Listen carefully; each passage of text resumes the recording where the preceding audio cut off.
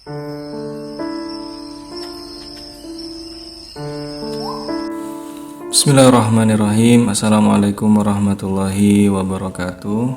Masih dalam nuansa lebaran, kami ucapkan minal aidin wal faizin, mohon maaf lahir batin. Manusia adalah tempatnya salah, bukan tempatnya benar. Al-insanu mahalul khoto' wan nisyan. Manusia adalah tempatnya salah dan lupa, sehingga memang seharusnya selayaknya manusia itu harus senantiasa minta maaf. Oleh karena itu, di sini kami mengucapkan mohon maaf lahir dan batin, jasadan wa ruhan. Baik, langsung saja kita lanjutkan pembahasan Fihi ma Fihi bagian 71, halaman 479 dan halaman 483. Baik, langsung saja, bismillah. Keutamaan Abu Bakar radhiyallahu an bukan karena banyak sholat, puasa, dan sedekah, melainkan karena kehormatan yang tertanam di hatinya. Kehormatan apa itu? Maulana Rumi berkata, keutamaan Abu Bakar yang melebihi manusia lainnya bukan disebabkan karena banyaknya sholat dan puasa yang ia kerjakan, namun karena ia diistimewakan oleh pertolongan Tuhan, yaitu cinta Allah, mahabbah. Di hari pembalasan, ketika manusia datang dengan membawa seluruh ibadah sholat, puasa, dan sedekahnya, semua akan diletakkan di atas mizan. Namun saat ia datang dengan membawa cinta, mizan tak dapat menampungnya karena cinta adalah akar. Jadi ibarat wadah ini adalah sebuah timbangan, yang kita kenal dengan timbangan mizan, yang kelak akan menimbang semua amal perbuatan kita.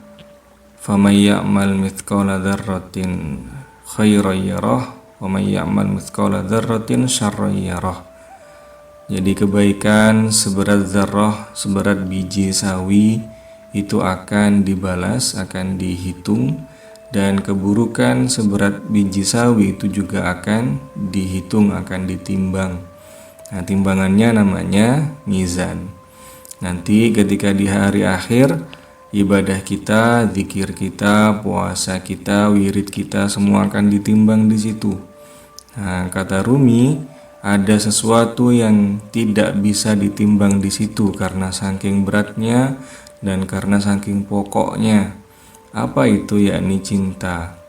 Karena cinta adalah akar. Jadi kenapa dia tidak bisa ditimbang di situ? Karena cinta adalah akar. Maksudnya adalah puasa kita itu dasarnya adalah cinta. Ibadah kita dasarnya adalah cinta. Kemudian wirid kita, zikir kita itu dasarnya adalah cinta, akarnya adalah cinta. Di video sebelumnya kita membahas bahwasanya ada pohon yang akarnya itu di alam gaib, ada pohon yang akarnya itu di dimensi lain, tetapi buahnya itu tumbuh di dimensi ini.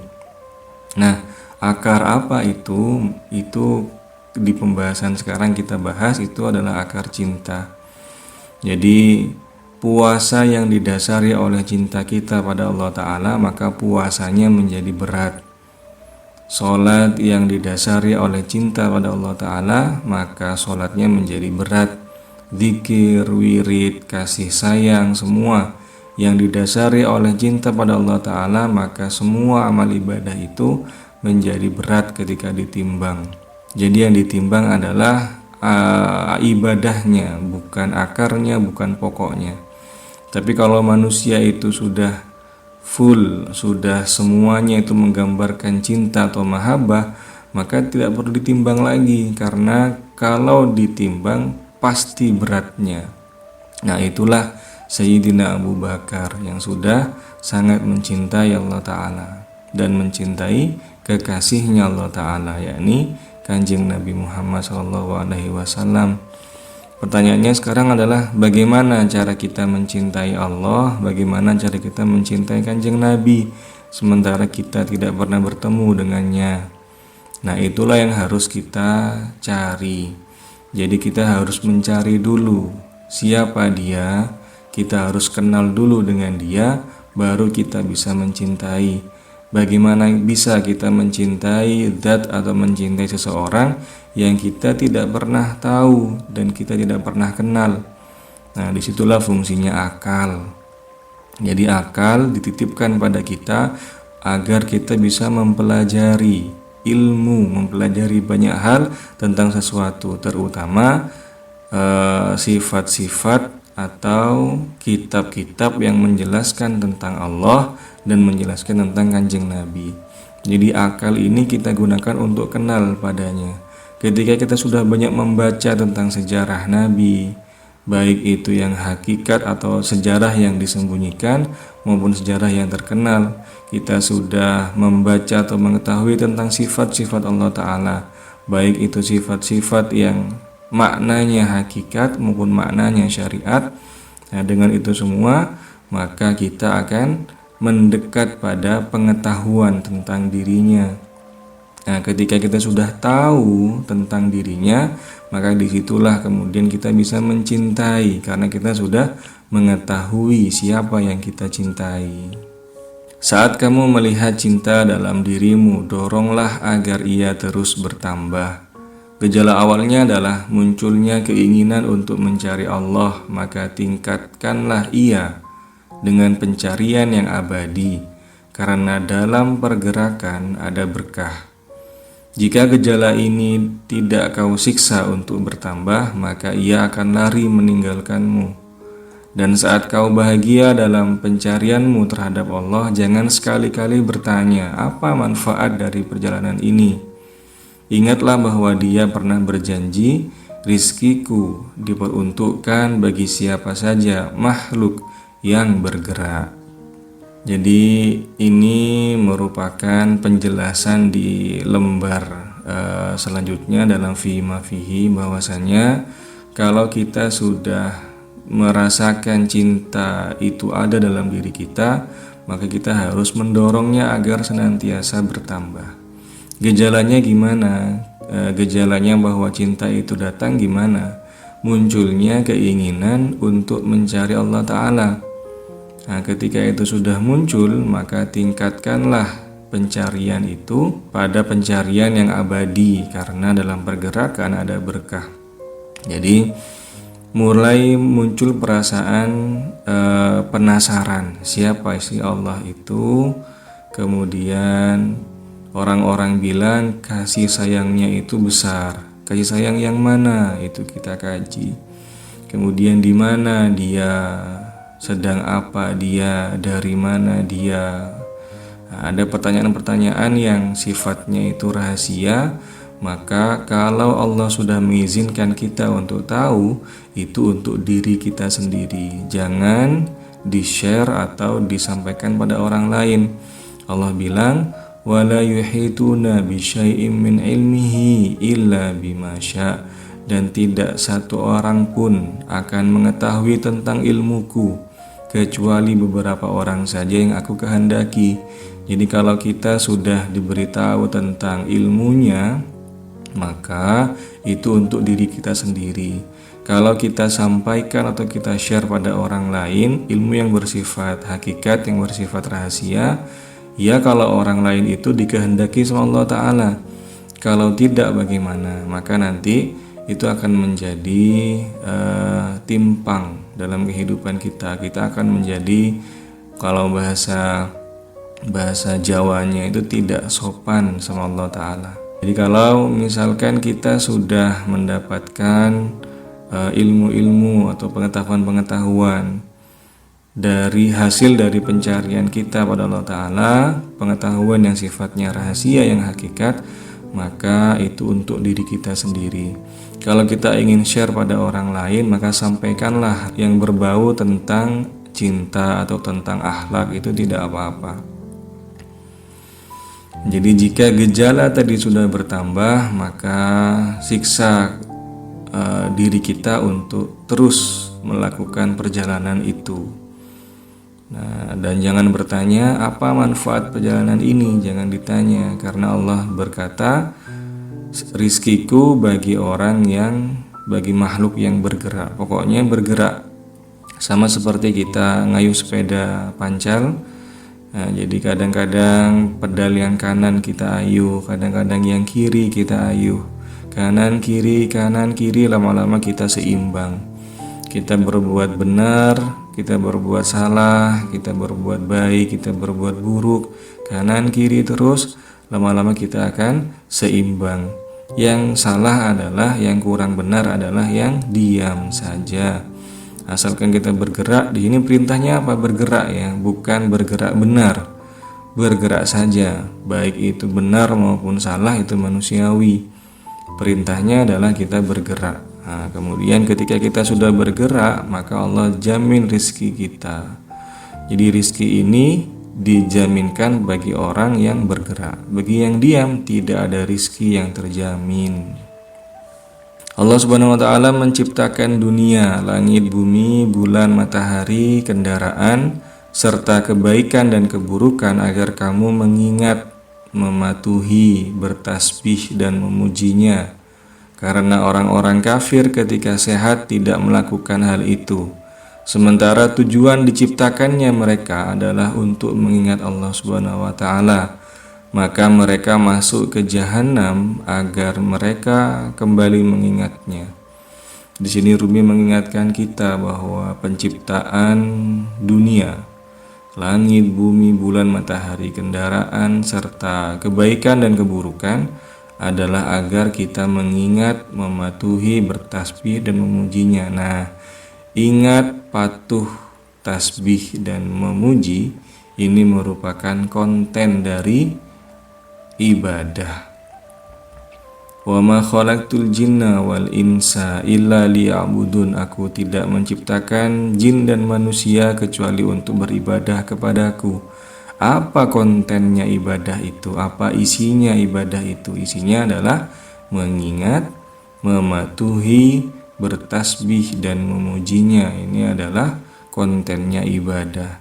Kalau kita beribadah, kita patuh, kita tasbih, kita memuji, tapi kita tidak ingat, maka kita belum disebut ibadah. Kalau kita hanya ingat saja, tidak patuh, tidak tasbih, tidak memuji, maka itu pun juga bukan ibadah.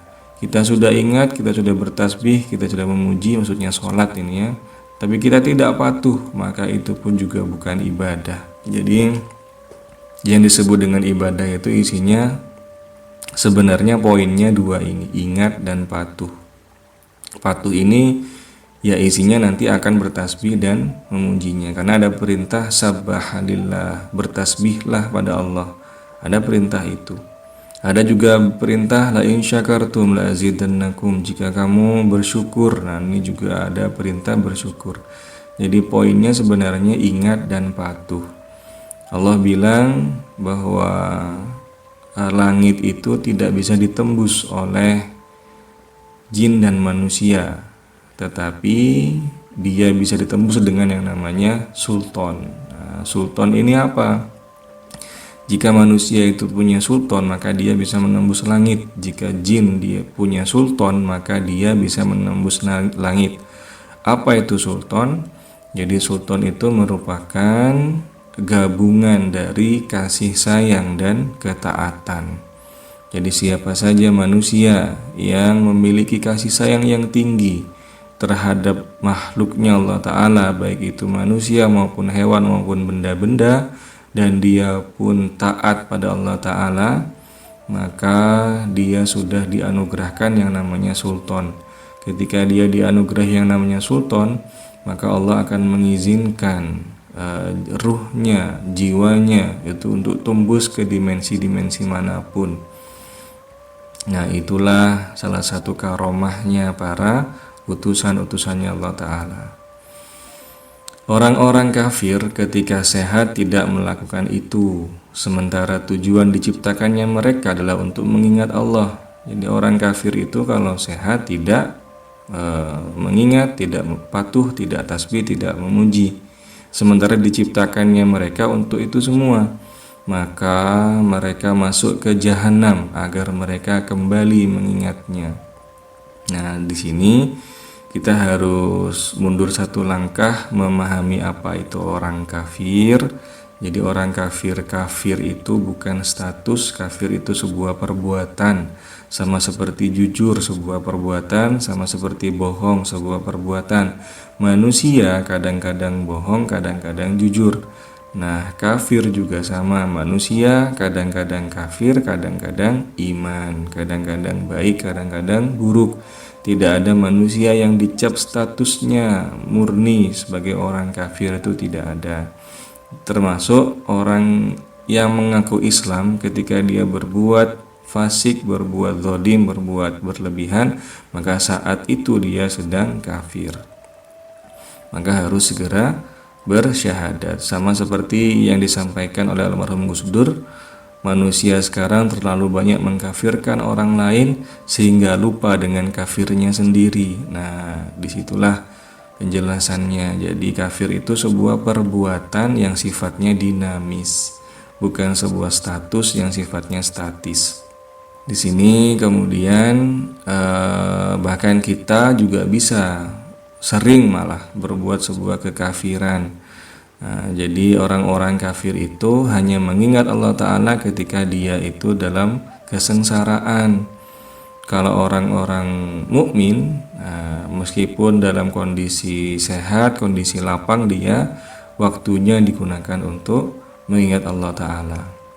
Jadi ibarat gambar ini putih, ini merupakan rizki yang dianugerahkan oleh Allah Ta'ala.